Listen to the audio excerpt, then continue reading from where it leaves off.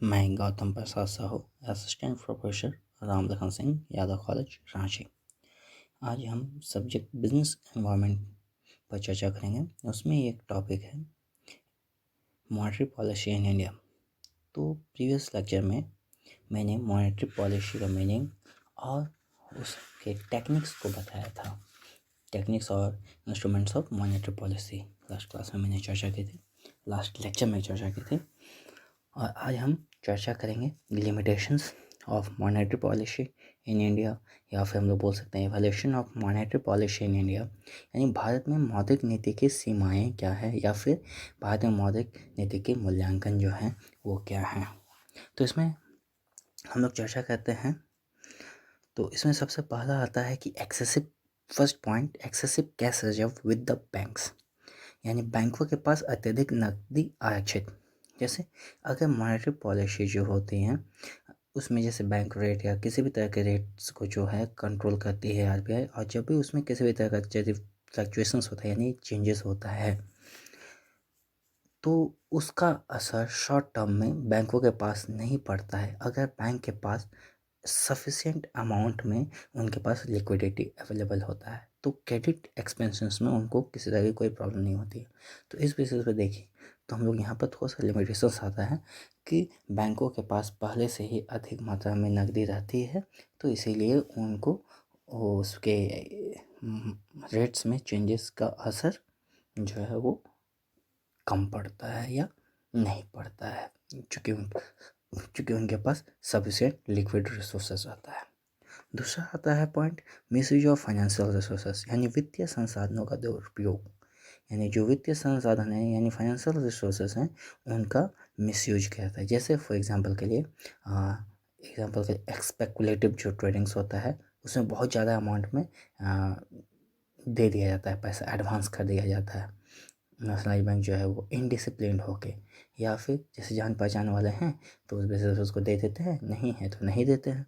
तो इस वजह से क्रेडिट का जो वहाँ होता है तो ये एक इफेक्ट पड़ता है कि स्पेकुलेटिव वाले में भी हम लोग एडवांस देने का काम करते हैं, तो यहाँ मिसयूज हो रहा होता है। नेक्स्ट है लिमिटेड एरिया ऑफ ऑपरेशंस, यानी संचालन का सीमित क्षेत्र। संचालन का सीमित क्षेत्र कहने का मतलब है कि ये जो है सिंपल सा चीज़ है कि ये जो क्रेडिट कंट्रोल होता है ऑपरेशंस, ये बैंक्स तक में ही लिमिटेड होता है, और वो भी शेड्यूल्ड बैंक तक में ही होता है लिमिटेड। इसीलिए जब हम लोग देखते हैं कि अगर हमारे डिफिसिट फाइनेंसिंग हुआ इन्फ्लेशन के थ्रू, अगर इन्फ्लेशन के थ्रू डिफिसिट फाइनेंसिंग हुआ या शॉर्टेज होता है कमोडिटीज़ का, तो उसको ये अब नहीं देख सकता और नहीं कंट्रोल कर सकता है। फिर नेक्स्ट है प्रीडोमिनेंस ऑफ करेंसी, यानी मुद्रा की प्रबलता। ठीक है, तो इसमें क्या होता है मुद्रा की प्रबलता, ये जो है बैंकों के सिस्टम में जो फ्रेश क्रेडिट क्रिएट करने का होता है, ठीक है, उसको इंक्रीज करता है रिजर्व्स के माध्यम से। मतलब बैंकों के पास अगर रिजर्व्स है ज़्यादा है तो फिर इफेक्टिव होता है।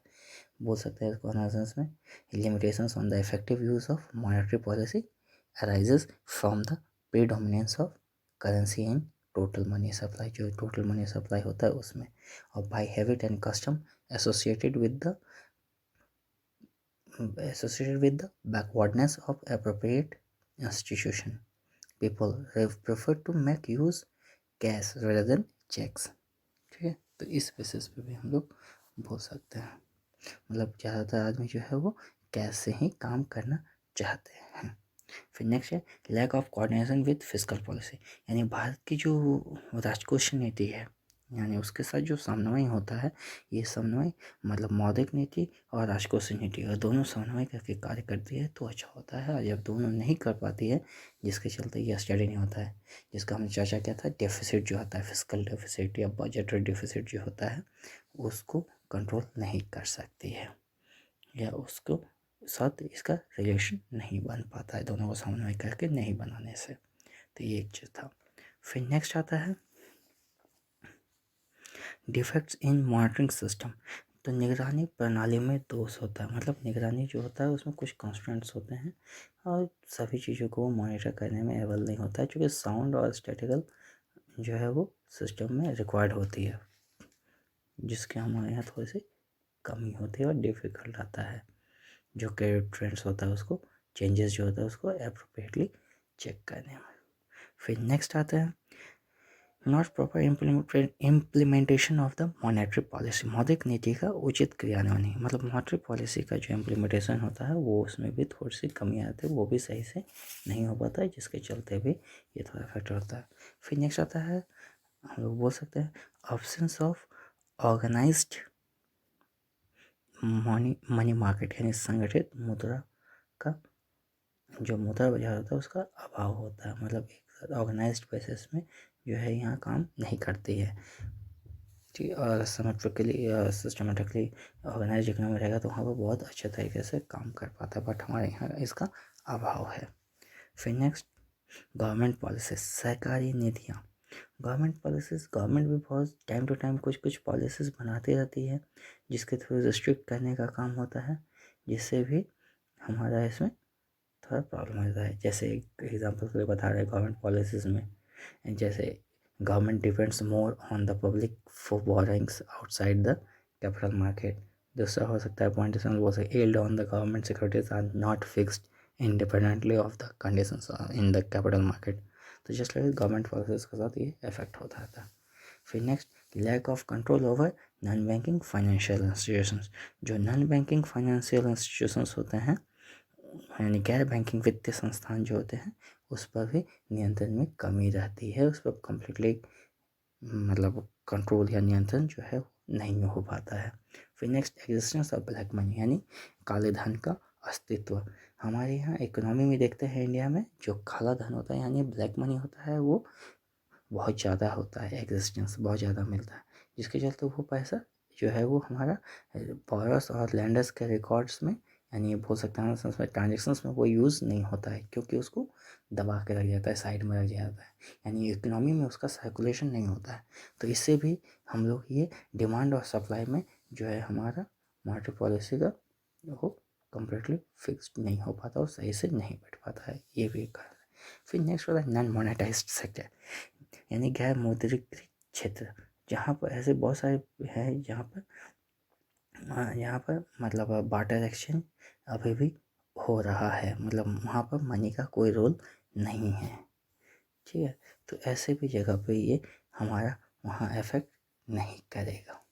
फिर नेक्स्ट होता है पर्सुएसिव पॉलिसी, यानी प्रेरक नीति वगैरह हम लोग बात करते हैं, यानी जैसे क्वालिटेटिव इंस्ट्रूमेंट के रूप में हम लोग इसको यूज़ करते हैं, यानी क्रेडिट कंट्रोल के मोरल परसुएशन बोले या मोरल सर्शन यानी नैतिक दबाव या फिर प्रेरक दबाव या प्रेरक नीति बोलिए। ठीक है, तो ये भी हमारे लिए एक प्राइवेटी सेक्टर्स में बहुत ज़रूरी होता है, और ख़ास करके जो वीकर सेक्शंस होते हैं उन सभी चीज़ों में थोड़ा सा ध्यान देना जरूरी होता है, जो कि यहाँ से पॉसिबल नहीं हो पाता है। क्लियर। अब हम लोग आते हैं तो इन सभी को विशेष से देखते हैं, ये सभी चीज़ें इसमें थोड़ी सी लिमिटेशंस है कि कहीं कहीं पर ये कम्प्लीटली नहीं पहुंच पाता है, कहीं पर हो जाता है और कहीं पर थोड़ी सी ड्रॉबैक्स भी आ जाती है, प्रॉब्लम्स भी हो जाती हैं सिचुएशंस और सिनेरियोज के अकॉर्डिंग। तो इसी पर्टिकुलर चीज़ों के लिए कुछ सजेशंस जो है ये दिए गए थे। तो ये जो मॉनेटरी पॉलिसी का जो वर्किंग है इसी को रिव्यू करने के लिए एक कमेटी बनाई गई थी। ठीक है, तो वो कमेटी जो बनी थी मॉनेटरी सिस्टम के मतलब ये इम्प्रूव फंक्शनिंग देखने के लिए या जो भी फंक्शनिंग है उसको देखने के लिए वो एस चक्रवर्ती के थ्रू, मतलब वो हेड थे उस टीम के, उस कमेटी के हेड थे, मतलब हेडेड बाय द एस चक्रवर्ती, जो कि 1980s के पहले बनी थी, मतलब अर्ली 1980s, मतलब 1980s के शुरुआत में बनी थी, 1980 के शुरुआत में बनी थी। और ये कमेटी अपना रिपोर्ट आरबीआई को अप्रैल 1985 में अपना रिपोर्ट सबमिट करती है, और उस रिपोर्ट में ये बेसिकली कुछ रेफरेंस दिए हुए हैं कमेटी में और कुछ मेजर्स दिए हुए हैं मॉनेटरी सिस्टम का स्टडी करने के बाद, और कुछ जिसको हम सेंस में बोल सकते हैं रिकमेंडेशन भी दी हैं कि क्या क्या चीज़ों में सुधार करके हम लोग इसको और थोड़ा इफेक्टिव कर सकते हैं। तो उसमें जो मेन रिकमेंडेशंस था वो मेन रिकमेंडेशंस में कुछ रिकमेंडेशंस जैसे फर्स्ट था कि non inflationary financing of plans, यानी योजनाओं का कोई मुद्रास्फीति संबंधी वित्त पोषण नहीं, मतलब नॉन इन्फ्लेशनरी मैनर में होना चाहिए। प्लान्स जो है वो नॉन इन्फ्लेशनरी मैनर में होना चाहिए, जैसे tapping the savings of the public in a greater measures than in the past, मतलब पब्लिक का सेविंग्स को ज़्यादा से ज़्यादा बढ़ाने का कोशिश करना चाहिए। जैसे raising higher savings from the public sector enterprise, public sector enterprises से जैसे सेविंग्स को और ज़्यादा इंक्रीज करना चाहिए, रेज करना चाहिए।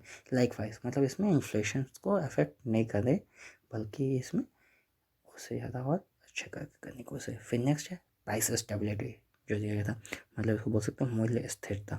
तो इसका जो प्राइमरी ऑब्जेक्टिव होता है मॉनेटरी पॉलिसी का, ये एक प्राइस स्टेबिलिटी को लेकर ही होता है। इसका मेन ऑब्जेक्टिव्स भी है ये प्राइस स्टेबिलिटी, क्योंकि ये जो प्लान्स बनते हैं या मॉनेटरी पॉलिसीज जो बनती है वो प्राइस को स्टेबल रखने के लिए ही किया जाता है बेसिकली। फिर next coordination of monetary and fiscal policy, जिसकी हमने चर्चा की थी लास्ट में, कि उसके जो लिमिटेशंस है उसमें कि इसका कोऑर्डिनेशन फिस्कल पॉलिसी के साथ नहीं है। तो यहाँ पर वही चीज़ है कि इसको कोऑर्डिनेट करके फिस्कल और मॉनेटरी पॉलिसी दोनों को एक साथ लेके किया जाए और प्लान्स भी उसी अकॉर्डिंग तैयार किया जाए। फिर next flexibility in rate of interest, यानी ब्याज दर में लचीलापन, यानी सिचुएशंस के अकॉर्डिंग, इन्वायरमेंट के अकॉर्डिंग जो रेट ऑफ इंटरेस्ट है वो चेंजेस किया जा सकता है टाइम टू टाइम। उसमें इस जगह कोई रिस्ट्रिक्शंस नहीं रहना चाहिए, फिक्स्ड नहीं रहना चाहिए। जो लैंडिंग रेट्स है उसमें फ्लेक्सिबिलिटी रहनी चाहिए। फिर नेक्स्ट आता है मॉनेटरी टारगेटिंग, मौद्रिक लक्ष्यकरण, मतलब मॉनेटरी टारगेटिंग मतलब ये inter relationship between money output और प्राइसेस को ध्यान रखने के लिए बोला है। ये कमेटी जो है वो टारगेट मतलब दिया है कि ये जब भी करे, मतलब किसी भी तरह का कोई भी मॉनेटरी प्लान्स जो बनती है तो ये टारगेट में रखे मनी आउटपुट और प्राइस को भी ध्यान में रखते हुए चले। क्लियर? और मतलब सिंपल चीज़ इसको बोल सकते हैं, target for the growth of money supply in year should be set with in a range, उसको एक रेंज में रख के ही मनी सप्लाई को कंट्रोल करना है। फिर नेक्स्ट है एक दिया था क्रेडिट प्लानिंग, क्रेडिट प्लानिंग यानी साख योजना बोल सकते हैं हम लोग इसको। तो ये क्रेडिट प्लानिंग जो है,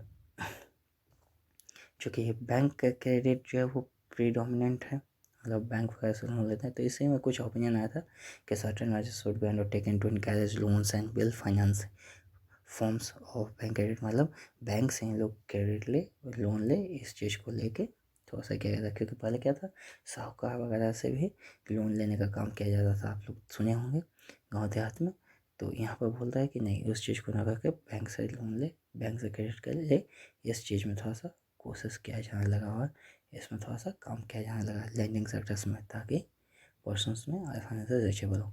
तो ये सभी जो मेजर्स रिकमेंडेशंस हैं, मेजर रिकमेंडेशंस है जो चक्रवर्ती कमेटी के द्वारा आरबीआई को दिया गया था, और गवर्नमेंट ऑफ इंडिया जो था ये इस रिपोर्ट को जो है वो एक्सेप्ट किया था, और उसके अकॉर्डिंग अभी सुधार है थोड़ा। ठीक है, ओके, चलिए, धन्यवाद।